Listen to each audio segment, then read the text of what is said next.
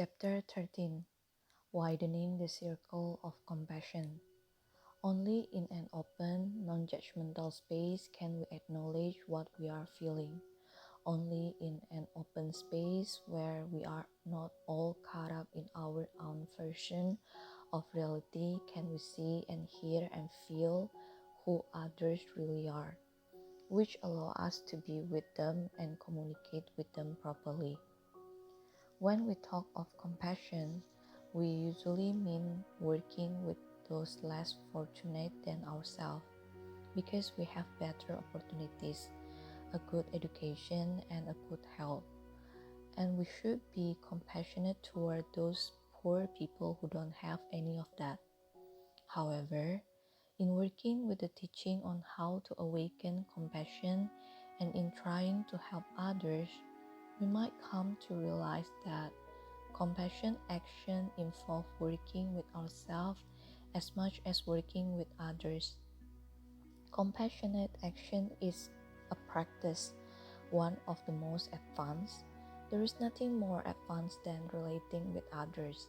There is nothing more advanced than communication, compassionate communication.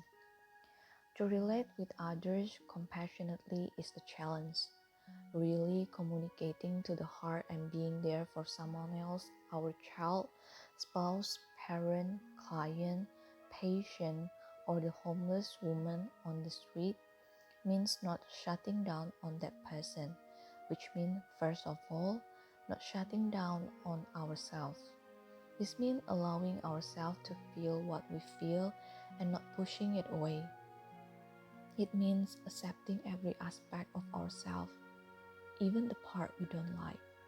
To do this require openness, which is Buddhism is sometimes called emptiness, not fixating or holding on to anything.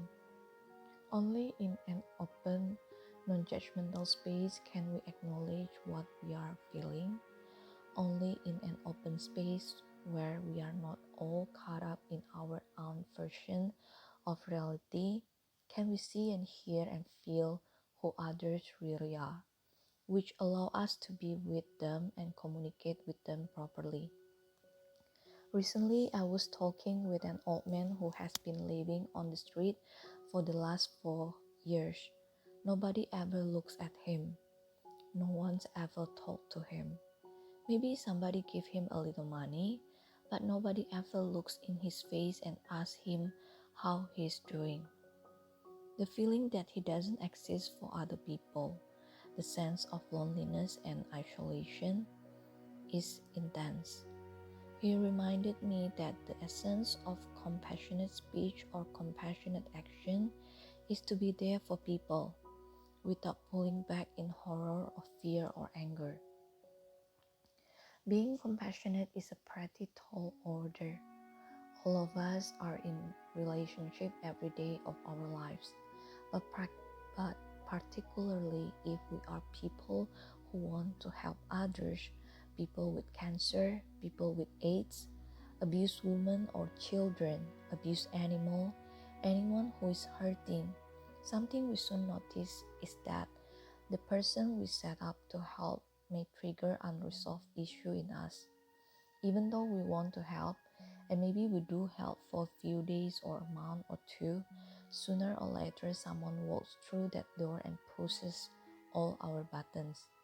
We find ourselves hating those people or scared of them or feeling like we just can't handle them.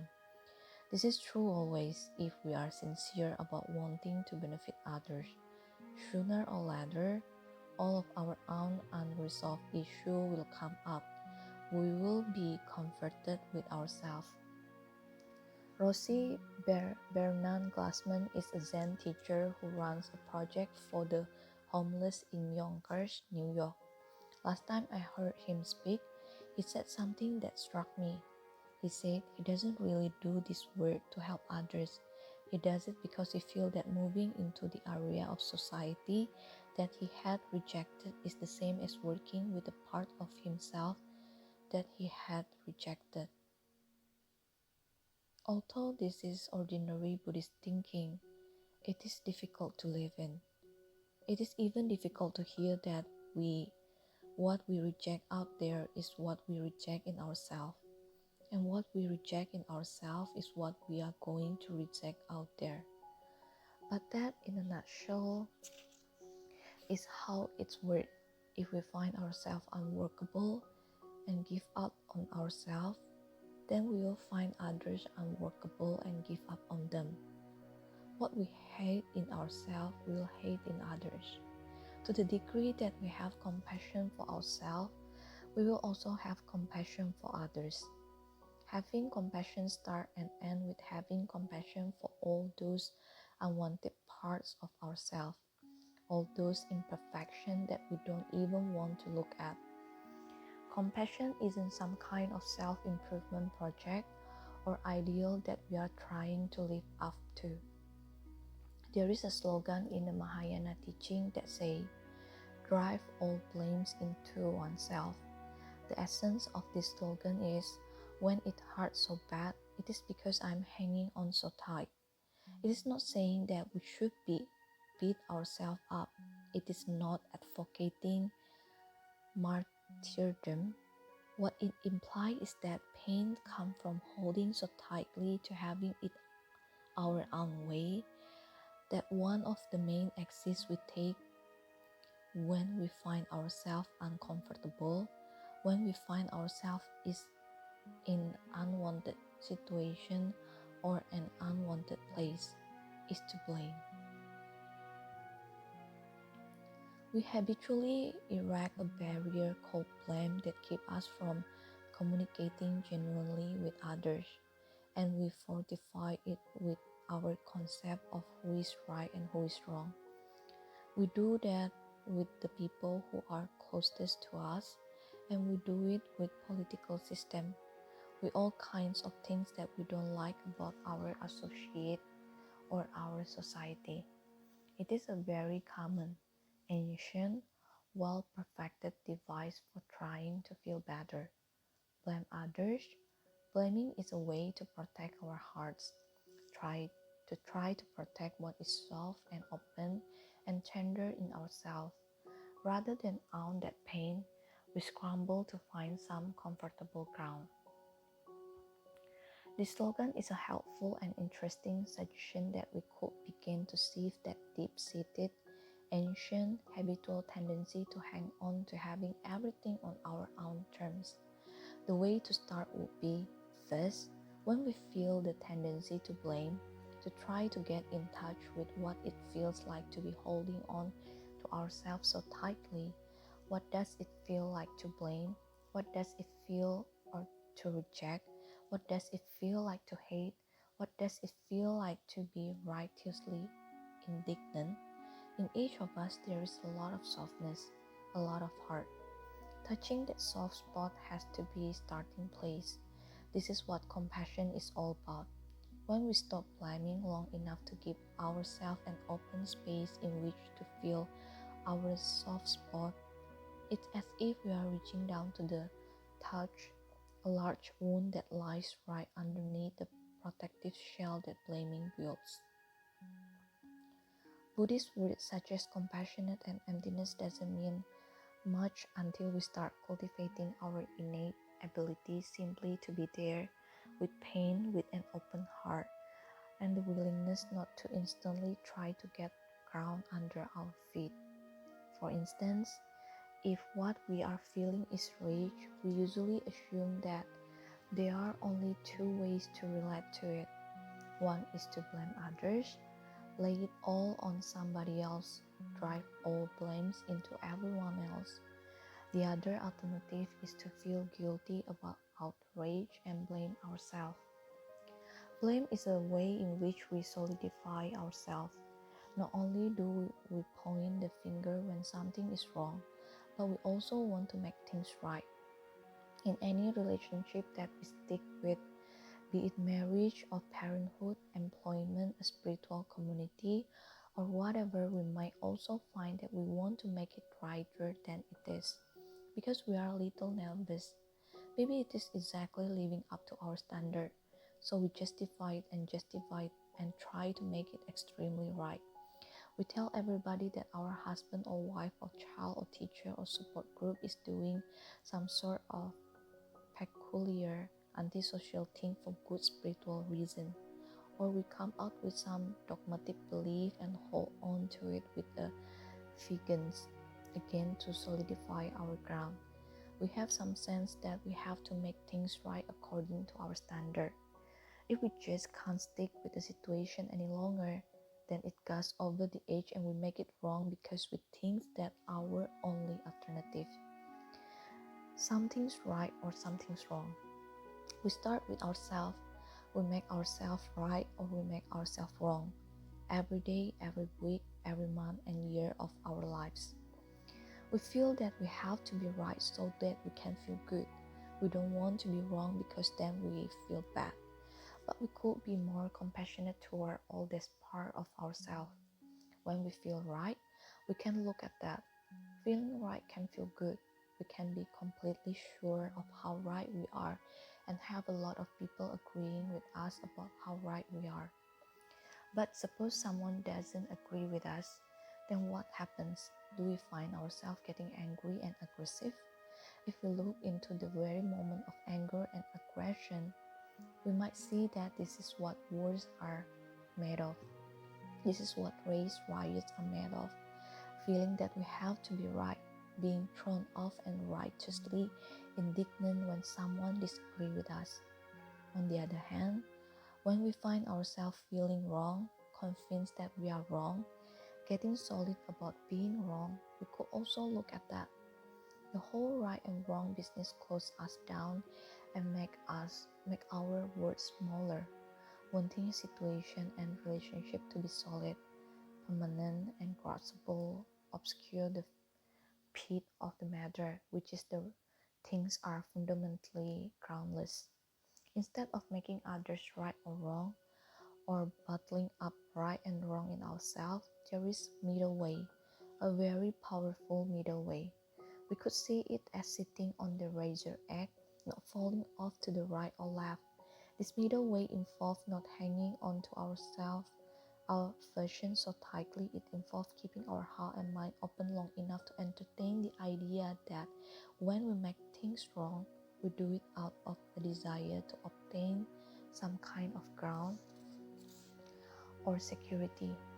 Equally, when we make things right, we are still trying to obtain some kind of ground or security. Cloud our minds and our hearts big enough just to hang out in that space where we are not entirely certain about who is right and who is wrong. Could we have no agenda when we talk into a room with another person, not know what to say, not make the person wrong or right? Could we see, hear, feel other people as they really are? It is powerful to practice this way because we will find ourselves continually rushing around to try to feel secure again, to make ourselves of them either right or wrong. But true communication can happen only in that open space. Whether it is ourselves, our lover, bosses, children, local courage, or the political situation, it is more daring and real not to shout at anyone out of our heart, not to make the other into an enemy. If we begin to live like this, we will find that we actually can't make things completely right or completely wrong anymore, because things are a lot more slippery and playful than that. Everything is ambiguous, everything is always shifting and changing, and there are as many different takes on any given situation as there are people involved. Trying to find absolute right and wrong is a trick we play on ourselves to feel secure and comfortable. This leads to a bigger underlying issue for all of us: how we are ever going to change anything. How is there going to be less aggression in the universe rather than more? We can then bring it down to a more personal level. How do I learn to communicate with somebody who is hurting me, or someone who is hurting a lot of people? How do I speak to someone so that some changes actually occurs? How do I communicate so that the space opens up and both of us begin to touch into some kind of basic intelligence that we all share? In a potentially violent encounter, how do I communicate so that neither of us become increasingly furious and aggressive?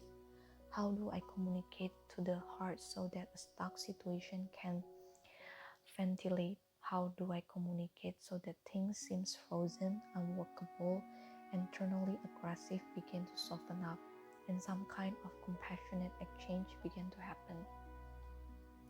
Well, it starts with being willing to feel what we are going through. It starts with being willing to have a compassionate relationship with the part of ourselves that we feel are not worthy of existing on the planet. If we are willing through meditation to be mindful not only what feels comfortable but also of what pain feels like, if we even aspire to stay awake and open to what we are feeling, to recognize and acknowledge it as the best we can at each moment, then something begins to change. Compassionate action, being there for others, being able to act and speak in the way that communicates, start to seeing ourselves when we start to make ourselves right or make ourselves wrong. At that particular point, we just contemplate the fact that there is a large alternative to either of those, a more tender, shaky kind of place where we could live. This place, if we can touch it, it helps us train ourselves throughout our lives to open further to whatever we feel, to open further rather than shut down more. We find that as we begin to commit ourselves to this practice, as we begin to have a sense of celebrating the aspect of ourselves that we found so impossible before, something will shift in us, something will shift permanently in us. Our ancient habitual pattern will begin to soften, and we will begin to see the face and hear the words of people who are talking to us. If we begin to get in touch with whatever we feel with some kind of kindness, our protective shell will melt, and we will find that more areas of our lives are workable. As we learn to have compassion for ourselves, the circle of compassion for others, what and whom we can work with, and how becomes wider.